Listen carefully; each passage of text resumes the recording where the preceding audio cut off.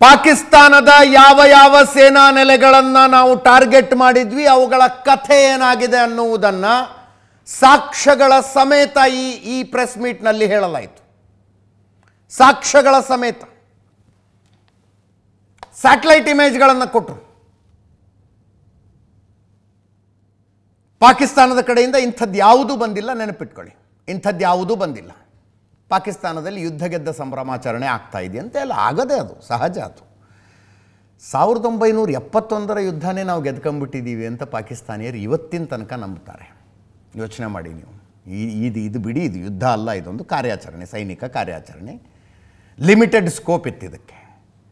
ಪಾಕಿಸ್ತಾನದ ಒಳಗಿರುವ ಭಯೋತ್ಪಾದಕ ನೆಲೆಗಳನ್ನು ಹೊಡೆದು ಹಾಕುವಷ್ಟೇ ಸ್ಕೋಪ್ ಇತ್ತಿದ್ದಕ್ಕೆ. ಬಟ್ 1971 ಪೂರ್ಣ ಪ್ರಮಾಣದ ಯುದ್ಧ ಆಯ್ತಲ್ಲ, ಆ ಯುದ್ಧದಲ್ಲಿ 93,000 ಪಾಕಿಸ್ತಾನಿ ಸೈನಿಕರು ಆಯುಧಗಳನ್ನು ಇಟ್ಟು ಎರಡೂ ಕೈ ಎತ್ಕೊಂಡು ಬಿಳಿ ಬಾವುಟ ಹಿಡ್ಕೊಂಡು ಭಾರತೀಯ ಸೇನೆ ಎದುರಿಗೆ ಸರೆಂಡರ್ ಆದರು, ಶರಣಾಗತರಾದರು. ಜುಲ್ಫಿಕರ್ ಅಲಿ ಭುಟ್ಟೋ ದಯವಿಟ್ಟು ನಮ್ಮ ಸೈನಿಕರನ್ನು ಬಿಟ್ಟು ಬಿಡಿ ಅಂತ ಅಂಗಲಾಚಿಕೊಂಡು ಭಾರತದ ಹತ್ರ ಬಂದರು. ಭಾರತ ಬಿಟ್ಟು ಕಳಿಸ್ತು, ಅದಕ್ಕೆ ಬದಲಾಗಿ ಏನು ತಗೊಂಡ್ವಿ ಅನ್ನೋದು ಬೇರೆ ಇದೆ ಡಿಬೇಟು. ಸೈನ್ಯ ಗೆದ್ದಿದ್ದನ್ನು ಪೊಲಿಟಿಕಲ್ ಅಡ್ಮಿನಿಸ್ಟ್ರೇಷನ್ ಬಿಟ್ಟು ಕೊಟ್ಟು ಬಿಡ್ತು ಅನ್ನೋದೆಲ್ಲ ಚರ್ಚೆಗಳಿದ್ದಾವೆ, ಬಿಡಿ, ಅದಕ್ಕೆಲ್ಲ ಹೋಗೋದು ಬೇಡ. ಆ ಯುದ್ಧವನ್ನೇ ನಾವು ಗೆದ್ದಿದ್ದೀವಿ ಅಂತ ಪಾಕಿಸ್ತಾನ ಇವತ್ತಿನ ತನಕ ತನ್ನ ಜನರಿಗೆ ಹೇಳುತ್ತೆ. ಇನ್ನು ಈ ಕಾರ್ಯಾಚರಣೆಯಲ್ಲಿ ಗೆದ್ದಿದ್ದೀವಿ ಅಂತ ಹೇಳಿಕೊಳ್ಳದೆ ಏನು, ಗೆದ್ದಿದ್ದೀವಿ ಅಂತ ಹೇಳ್ತಾರೆ. ಬಟ್ ಭಾರತ ಪಾಕಿಸ್ತಾನದ ಸೈನಿಕ ನೆಲೆಗಳು ಏನೇನಾಗಿದ್ದಾವೆ ಅನ್ನುವುದನ್ನು ಸಾಕ್ಷಿ ಸಮೇತ ಇಟ್ಟಿದೆ. ಅದರ ಜೊತೆಗೆ ಗೊತ್ತಿಲ್ಲ, ಕಿರಾನ ಅನ್ನುವಂಥಲ್ಲಿ ಒಂದು ಬೆಟ್ಟ ಇದೆ, ರಾವಲ್ಪಿಂಡಿ ಹತ್ರನೇ ಇರೋದು ಕಿರಾನ ಅಂತ.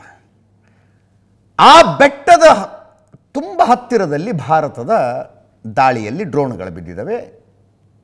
ಕೆಲವರು ಹೇಳೋದು ಬ್ರಹ್ಮೋಸೆ ಬಿದ್ದಿದೆ ಅಂತ, ಬ್ರಹ್ಮೋಸ್ ಕ್ಷಿಪಣಿಯನ್ನು ಬಳಸಿದ್ದೀವಿ ಅಂತ ಹೇಳ್ತಾರೆ. ಆ ಪ್ರಶ್ನೆ ತುಂಬ ಇದೆ.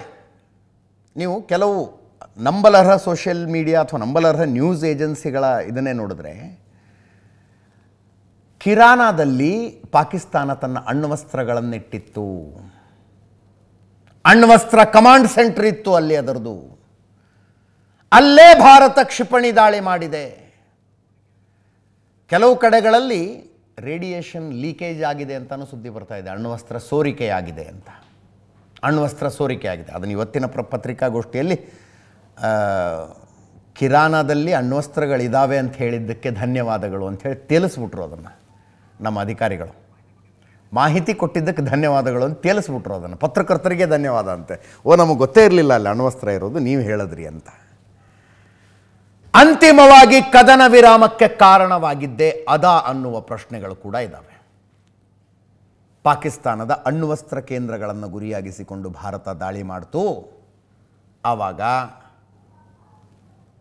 ಪಾಕಿಸ್ತಾನಕ್ಕೆ ಕದನ ವಿರಾಮದ ಪ್ರಸ್ತಾಪ ತರದೆ ಬೇರೆ ದಾರಿನೇ ಇರಲಿಲ್ಲ ಅಂತ, ಬೇರೆ ದಾರಿನೇ ಇರಲಿಲ್ಲ.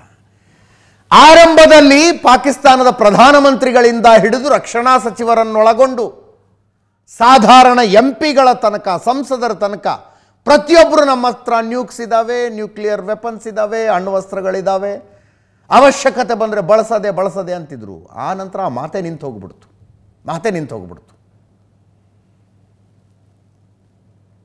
ಭಾರತ ಪಾಕಿಸ್ತಾನದ ನ್ಯೂಕ್ಸ್ ಮೇಲೇನೆ ದಾಳಿ ಮಾಡಿದೆಯಾ? ನಿಧಾನಕ್ಕೆ ಅದರ ವಿವರಗಳು ಬರ್ತವೆ, ಇಮಿಡಿಯೇಟಾಗಿ ಬರಲಿಕ್ಕಿಲ್ಲ. ಆದರೆ ಇವತ್ತು ಪತ್ರಕರ್ತರು ಆ ಪ್ರಶ್ನೆಯನ್ನು ಕೇಳಿದಾಗ ಭಾರತೀಯ ವಾಯುಪಡೆಯ ಅಧಿಕಾರಿಗಳು ಅದನ್ನು ಹೂನೂ ಅನ್ನಲಿಲ್ಲ, ಊಹೂ ಅನ್ನಲಿಲ್ಲ, ಒಂಥರ ಜೋಕ್ ಥರ ಮಾಡಿ ಕೈ ಬಿಟ್ಬಿಟ್ರು. ಅದರ ಜೊತೆಗೆ ಪಾಕಿಸ್ತಾನದ ಬತ್ತಳಿಕೆಯಲ್ಲಿದ್ದಂಥ ಚೀನಾ ಮತ್ತು ಟರ್ಕಿಯ ಅಸ್ತ್ರಗಳು ಬಹಳ ಸೊಕ್ಕಿತ್ತು ಪಾಕಿಸ್ತಾನಕ್ಕೆ. ನಮ್ಮ ಹತ್ರ ಎಂತೆಂಥ ವೆಪನ್ಸ್ ಇದಾವೆ ಗೊತ್ತಾ. ಈ ಕಾರ್ಯಾಚರಣೆಯ ಪರಿಣಾಮ ಸಂಜೆ ಡಿಬೇಟ್ನಲ್ಲಿ ಹೇಳ್ತಾ ಇದ್ರು, ಇದರ ಪರಿಣಾಮ ಏನಾಗಬಹುದು ಅಂದರೆ ಚೀನಾ ತೈವಾನ್ ಮೇಲೆ ಬಹುಶಃ ದಾಳಿ ಮಾಡಲ್ಲ ಇನ್ನು ಮುಂದೆ ಅಂದರು, ಅಥವಾ ಇಮ್ಮಿಡಿಯೇಟಾಗಿ ದಾಳಿ ಮಾಡುತ್ತೆ ಅಂತ ಏನು ಚರ್ಚೆಗಳಿದ್ವಲ್ಲ, ಸದ್ಯಕ್ಕೆ ಅದನ್ನು ಪೋಸ್ಟ್ಪೋನ್ ಮಾಡುತ್ತೆ ಅಂತ. ನನಗೆ ಭಾರತ ಪಾಕಿಸ್ತಾನದ ಮಧ್ಯದಲ್ಲಿ ನಡೆದಂಥ ಈ ಸಂಘರ್ಷಕ್ಕೂ ಚೀನಾ ತೈವಾನ್ ಮೇಲೆ ದಾಳಿ ಮಾಡೋದಕ್ಕೂ ಏನು ಸಂಬಂಧ ಅಂತ. ಚೀನಾಗೆ ತನ್ನ ಆಯುಧಗಳ ಮೇಲೆ ಹೆಮ್ಮೆ ಇತ್ತು. ಆ ಆಯುಧಗಳ ಕಥೆ ಏನಾಯಿತು ಅನ್ನೋದು ಈ ಕಾರ್ಯಾಚರಣೆಯಲ್ಲಿ ಪ್ರೂವ್ ಆಗಿದೆ. ಅದೇ ಆಯುಧಗಳನ್ನು ಇಟ್ಕೊಂಡು ತೈವಾನ್ ಮೇಲೆ ದಾಳಿಗೆ ಹೋದರೆ ಹೊಡೆಸ್ಕೊಂಡು ವಾಪಸ್ ಬರಬೇಕಾಗತ್ತೆ ಅಂತ ಚೀನಾಗೀಗ ಅರ್ಥ ಆಗಿದೆ ಅನ್ನುವ ವಿಶ್ಲೇಷಣೆ.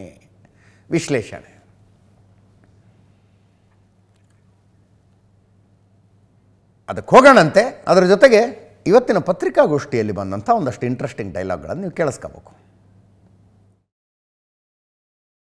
We also iterated that our fight was with terrorists and their support infrastructure and not with Pakistan military. However, it is a pity that the Pakistan military chose to intervene and bat for the terrorist, which compelled us to respond in kind.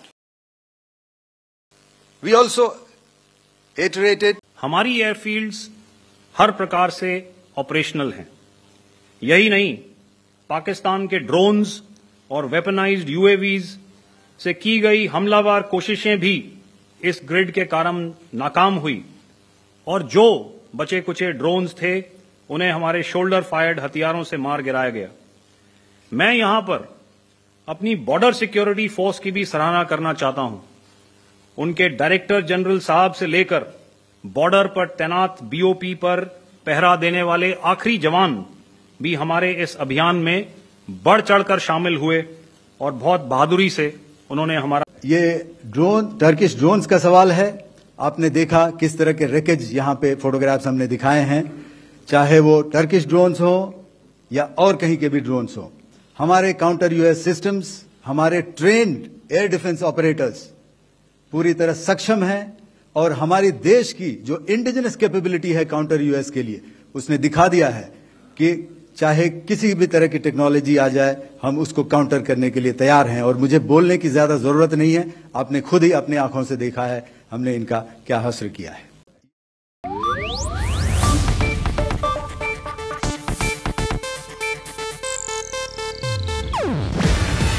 ಇದು Asianet news network ಪ್ರಸ್ತುತಿ. ನೀವು ನೋಡ್ತಿದ್ದೀರಾ Asianet ಸುವರ್ಣ news.